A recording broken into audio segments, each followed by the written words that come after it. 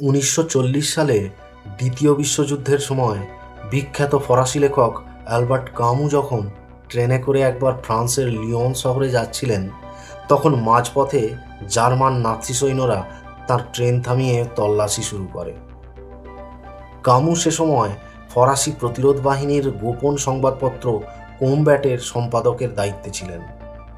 আবার সে সময় ফ্রান্সে ফ্যাসিবাদী মার্শাল ফিলিপ পিতেঁর অধীনে ভিচি শাসন জারি করা ছিল, যা হিটলারের ন্যাশনালিস্ট পার্টির অধীনস্থ একটা পাপেট গভর্নমেন্ট। আর কোমব্যাট নিউজ পেপার ছিল ভিচি রেজিমের বিরুদ্ধে।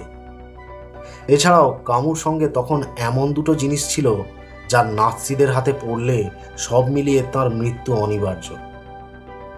এমতাবস্থায় নাৎসিরা তাঁর কাছ থেকে প্রথমেই তাঁর পরিচয়পত্র দেখতে চায়।